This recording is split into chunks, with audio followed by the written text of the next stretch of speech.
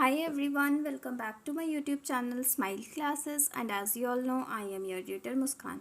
In today's video we are going to learn about glycogen metabolism. आज की video में हम ग्लाइकोजन मेटाबॉलिज्म के बारे में पढ़ेंगे। ग्लाइकोजन क्या होता है, सबसे पहले हमें ये पता होना चाहिए कि ग्लाइकोजन क्या होता है। Glycogen is a stored form of glucose in animal cells. हमें पता है जैसे प्लांट्स में स्टार्च की फॉर्म में फूड स्टोर होता है, उनका ग्लूकोज जो है वो स्टार्च की फॉर्म में स्टोर होता है। इसी तरह से एनिमल सेल्स में ग्लूकोज जो है वो किसकी फॉर्म में स्टोर होता है, ग्लाइकोजन की फॉर्म में स्टोर रहता है। Clear. Glycogen metabolism includes, glycogen metabolism में दो चीज़ें आती हैं, ग्लाइकोजेनेसिस एंड ग्लाइकोजीनोलाइसिस। ये दोनों हम पढ़ेंगे एक एक करके। ग्लाइकोजेनेसिस का मतलब क्या होता है, ग्लाइकोजन का सिंथेसिस होना, ठीक है। और ग्लाइकोजीनोलाइसिस का मतलब क्या होता है, ग्लाइकोजन का ब्रेक डाउन होना, ठीक है। तो आज की वीडियो में हम ग्लाइकोजेनेसिस के बारे में पढ़ेंगे, नेक्स्ट वीडियो में हम ग्लाइकोजीनोलाइसिस के बारे में पढ़ेंगे। क्लियर। चलो स्टार्ट करते हैं हम अपना आज का लेक्चर। ओके, जैसे कि मैंने आपको बताया ग्लाइकोजन क्या है, स्टोर्ड फॉर्म है ग्लूकोज की in animal cells. Animal cells में ग्लाइकोजन की फॉर्म में ग्लूकोज क्या रहता है, स्टोर्ड रहता है, ठीक है। देखो ग्लाइकोजेनेसिस, ग्लाइकोजेनेसिस मतलब क्या, glycogenesis is the synthesis of glycogen from glucose. Glycogenesis क्या होता है, मैंने अभी आपको बताया, ग्लाइकोजन का सिंथेसिस होना किससे, ग्लूकोज से। इसे ही हम क्या बोलते हैं, ग्लाइकोजेनेसिस बोलते हैं, ठीक है। समझ आ गया। ग्लाइकोजेनेसिस होता कहाँ पे है, साइटोसोल में of liver and muscle cells. Muscle cells में और लिवर में, लिवर की सेल्स में कहाँ पे होता है, साइटोसोल में होता है। क्लियर, इतनी चीज़ क्लियर है। अभी मैं आपको आगे बताऊंगी पूरा प्रोसेस कि किस तरह से ग्लाइकोजेनेसिस होता है और एक्चुअली में ग्लाइकोजन का मॉलिक्यूल किस तरह से सिंथेसिस होता है, ठीक है। उससे पहले आप ये देखो यहाँ पे, ये क्या है, ये ग्लाइकोजन का मॉलिक्यूल है। क्या है ये, ग्लाइकोजन का मॉलिक्यूल है, ठीक है, ग्लाइकोजन की स्ट्रक्चर है। अब देखो ये क्या है, ग्लूकोज है, ये भी ग्लूकोज है, ये भी ग्लूकोज है, ये भी ग्लूकोज है। ये डायग्राम यहाँ शो करने का मोटिव क्या है, देखो अगर ग्लूकोज मॉलिक्यूल्स लीनियर चेन में अटैच्ड हैं, ठीक है, ग्लूकोज मॉलिक्यूल्स अगर लीनियरली अटैच्ड हैं तो दो ग्लूकोज मॉलिक्यूल्स के बीच जो बॉन्ड फॉर्म होगा वो कौन सा बॉन्ड होगा, अल्फा 1,4 ग्लाइकोसिडिक बॉन्ड। क्लियर। और अगर ग्लूकोज मॉलिक्यूल ब्रांचिंग में अटैच है, ठीक है, क्योंकि ग्लाइकोजन मॉलिक्यूल में ब्रांचेस होती हैं, बहुत सारी ब्रांचेस होती हैं, ठीक है। तो ब्रांच में जो हमारा बॉन्ड फॉर्म होता है वो कौन सा बॉन्ड फॉर्म होता है, अल्फा 1,6 ग्लाइकोसिडिक बॉन्ड। क्लियर। अगर लीनियर है तो लीनियर में दो मॉलिक्यूल्स के बीच जो बॉन्ड फॉर्म होता है उसे हम बोलते हैं अल्फा 1,4 ग्लाइकोसिडिक बॉन्ड। और ब्रांचिंग में दो मॉलिक्यूल्स के बीच जो बॉन्ड फॉर्म होता है उसे हम क्या बोलते हैं, अल्फा 1,6 ग्लाइकोसिडिक बॉन्ड। क्लियर। ये मैंने यहाँ क्यों बताया वो आपको आगे समझ आएगा जब मैं आपको अब पूरा प्रोसेस पढ़ाऊँगी ग्लाइकोजेनेसिस का, किस तरह से ग्लाइकोजेनेसिस होती है, ठीक है। ये याद रखना कहाँ पे होती है, लिवर और मसल सेल्स के साइटोसोल में होती है, ठीक है। ओके, अब हम देखते हैं कि ग्लाइकोजन का सिंथेसिस किस तरह से होता है, ठीक है। सबसे पहले मैं आपको बता दूं, ग्लाइकोजन को सिंथेसिस करने के लिए, ग्लाइकोजन का सिंथेसिस होने के लिए हम डायरेक्टली ग्लूकोज यूज़ नहीं कर सकती सेल्स, ठीक है। सेल्स को क्या चाहिए, यूडीपी ग्लूकोज चाहिए। यूडीपी ग्लूकोज मिलेगा तभी ग्लाइकोजन का सिंथेसिस हो पाएगा, ग्लूकोज डायरेक्टली ग्लाइकोजन सिंथेसिस नहीं कर सकता। समझ आ गया। देखो अब ग्लूकोज ग्लूकोज है यहाँ पे, ग्लूकोज कन्वर्ट होगा ग्लूकोज 6 फॉस्फेट में, इसका फॉस्फोराइलेशन हो जाएगा एटीपी से, एटीपी अपना एक फॉस्फेट ग्रुप डोनेट कर देगा और एडीपी क्या हो जाएगा यहाँ से रिलीज हो जाएगा इन the presence of enzyme hexokinase और ग्लूकोकाइनेज। अगर मसल सेल्स में हो रहा है कन्वर्जन, मसल सेल्स में ग्लाइकोजन का सिंथेसिस हो रहा है तो एंजाइम कौन सा वर्क करेगा, hexokinase.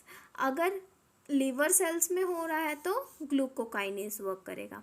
Clear, okay. Glucose convert हो गया ग्लूकोज 6 फॉस्फेट में, चलो यहाँ तक तो कॉमन है।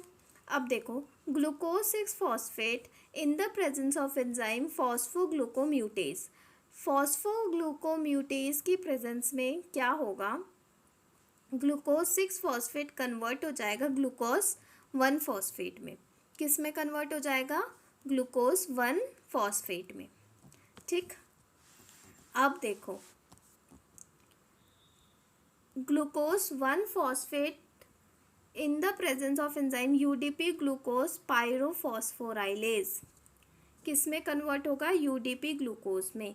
यूडीपी ग्लूकोज में किस तरह से कन्वर्ट होगा, यूटीपी यूरिडिन ट्राईफॉस्फेट। ठीक है, यूरिडिन ट्राईफॉस्फेट क्या करेगा अपने, मतलब कि अब यूडीपी यहाँ आ जाएगा और यहाँ से यूटीपी से एक फॉस्फेट ग्रुप रिलीज हो जाएगा और यूडीपी किसके साथ अटैच हो जाएगा, ग्लूकोज मॉलिक्यूल के साथ।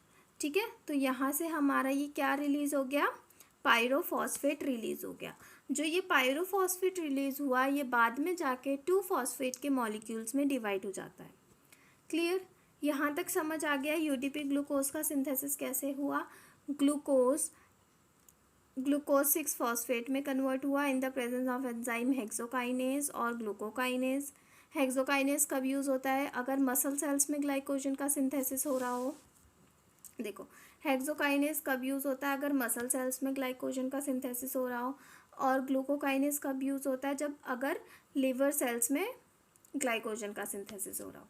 ठीक है, फिर ग्लूकोज 6 फॉस्फेट कन्वर्ट हो गया ग्लूकोज 1 फॉस्फेट में in the presence of enzyme फॉस्फोग्लूकोम्यूटेज।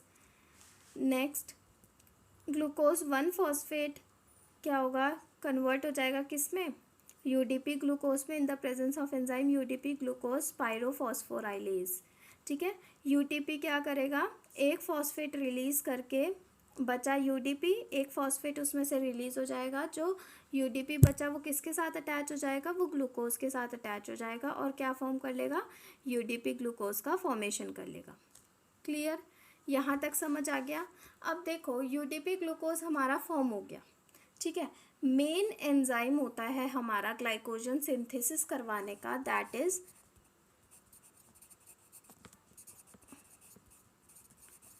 Glycogen synthase. जो मेन एंजाइम हमारा सिंथेसिस करवाता है ग्लाइकोजन का वो है ग्लाइकोजन सिंथेज। ग्लाइकोजन सिंथेज क्या करता है, यूडीपी ग्लूकोज को यूज़ करके ग्लाइकोजन का सिंथेसिस करवाता है। ठीक है, लेकिन ये ग्लाइकोजन सिंथेसिस इस यूडीपी ग्लूकोज को डायरेक्टली यूज़ नहीं कर सकता। ठीक है, ग्लाइकोजन सिंथेसिस होने के लिए हमें एक इनिशिएटर की ज़रूरत होती है, एक प्राइमर की देखो कैसे। अब देखो मैंने अभी बताया आपको कि किसकी ज़रूरत होती है, प्राइमर की ज़रूरत होती है। ठीक है, अगर हमारे पास कोई पहले का ग्लाइकोजन मॉलिक्यूल पड़ा है तो वो भी एज अ प्राइमर एक्ट कर सकता है, और इन केस अगर नहीं है तो ग्लाइकोजेनिन प्रोटीन है। ठीक है, ये भी सेम फंक्शन परफॉर्म करता है। सेम फंक्शन क्या परफॉर्म करता है, ये भी एज अ प्राइमर एक्ट करता है। ग्लाइकोजेनिन प्रोटीन क्या करता है, एज अ प्राइमर एक्ट करता है, जो ग्लाइकोजेनेसिस को इनिशिएट करता है, स्टार्ट होने में हेल्प करता है। ठीक है, देखो ग्लाइकोजेनिन में टायरोसिन रेसिड्यूज प्रेजेंट होते हैं। क्या प्रेजेंट होते हैं, टायरोसिन रेसिड्यूज प्रेजेंट होते हैं। ग्लाइकोजेनिन क्या करता है, ग्लूकोज के मॉलिक्यूल्स को लीनियरली अटैच करवाता है, किससे, टायरोसिन रेसिड्यूज से। ग्लाइकोजेनिन में क्या प्रेजेंट है, टायरोसिन रेसिड्यूज प्रेजेंट है। और ग्लूकोज, यूडीपी ग्लूकोज, कौन सा ग्लूकोज, यूडीपी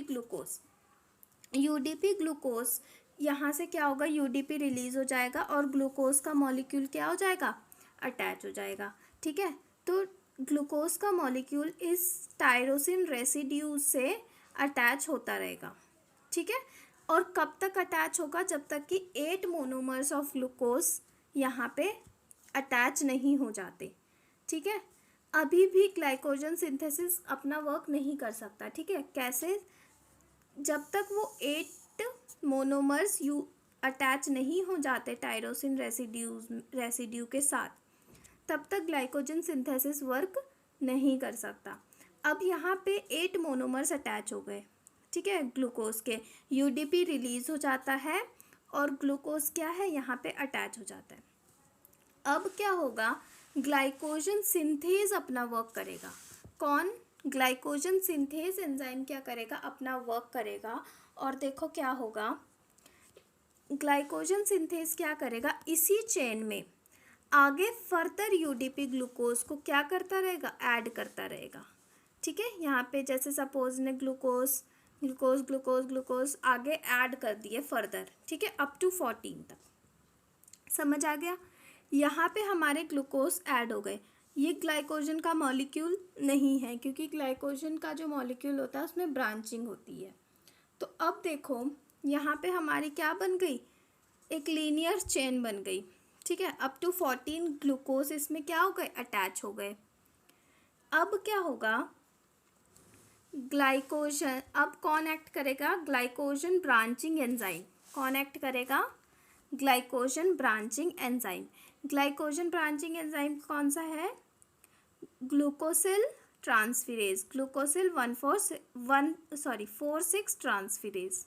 ठीक है, ये ग्लाइकोजन ब्रांचिंग एंजाइम देखो क्या करेगा, यहाँ से अप टू 6 ग्लूकोज के मॉलिक्यूल्स की चेन को ट्रांसफ़र कर देगा, कहाँ पे, यहाँ पे। ठीक है, ग्लूकोज 8 पे ट्रांसफ़र कर देगा।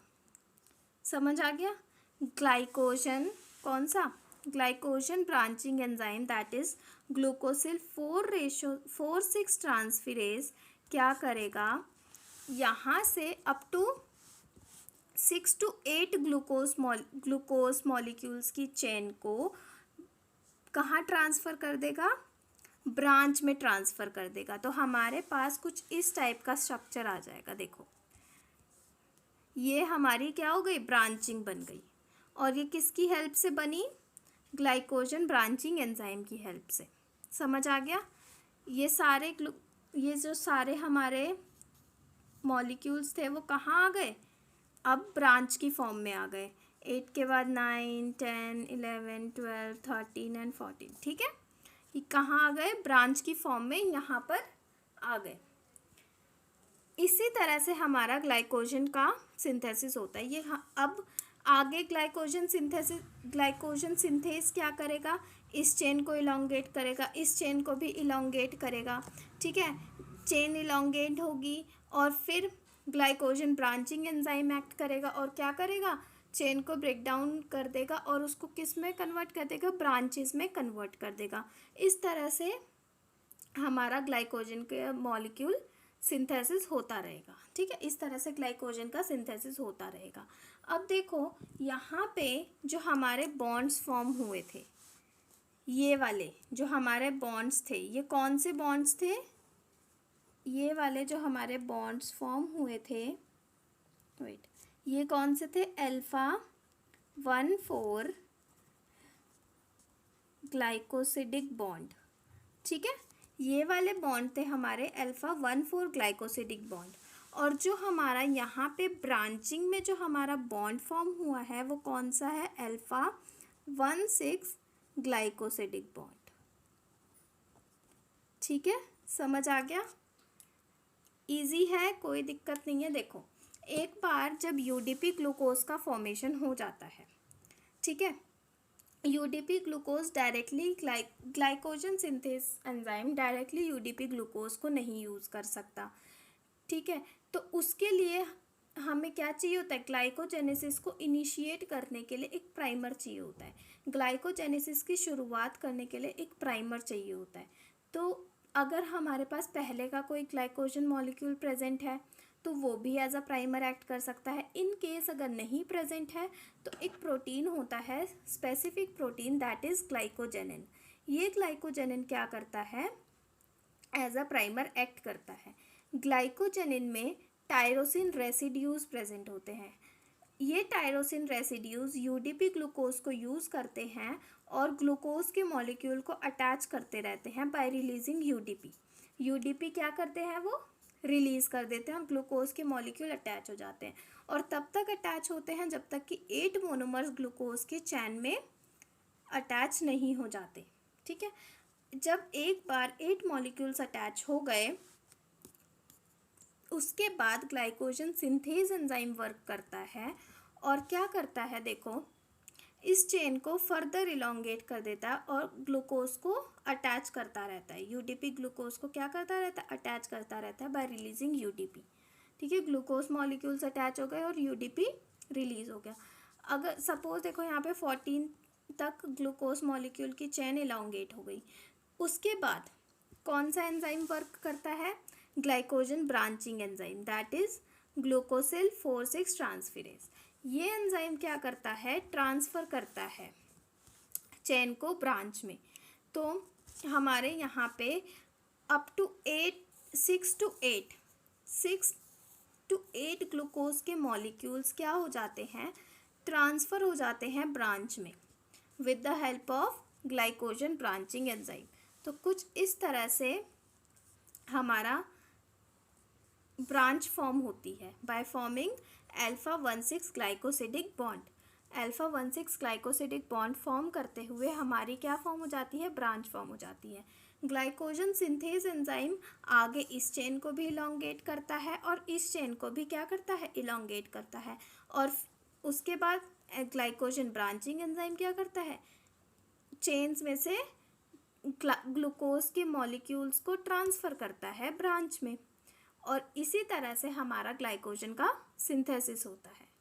समझ आ गया? आई होप आपको समझ आ गया होगा। अगर कोई भी डाउट होता है तो आप मुझसे कमेंट सेक्शन में पूछ सकते हैं। वैसे आप वीडियो रिवाइंड करके देखोगे तो आपको समझ आ जाएगा, इजी है, ज़्यादा कुछ नहीं है। बस एक बार इतना याद रखना है, एक बार यूडीपी का फॉर्मेशन हो जाए, जैसे ही यूडीपी ग्लूकोज का फॉर्मेशन होता है, ग्लाइकोजन सिंथेज एंजाइम डायरेक्टली उस यूडीपी ग्लूकोज को यूज़ नहीं कर सकता। ग्लाइकोजन सिंथेसिस होने के लिए एक इनिशिएटर की ज़रूरत होती है। ठीक है, या फिर हम कह सकते हैं प्राइमर की ज़रूरत होती है जो ग्लाइकोजेनेसिस को क्या कर सके, इनिशिएट कर सके, ग्लाइकोजेनेसिस की शुरुआत कर सके। ठीक है, और वो क्या है, ग्लाइकोजेनिन प्रोटीन है। क्या है वो, ग्लाइकोजेनिन प्रोटीन। या फिर कोई भी हमारा पहले का ग्लाइकोजन मॉलिक्यूल है तो वो भी ये एज अ प्राइमर एक्ट कर सकता है।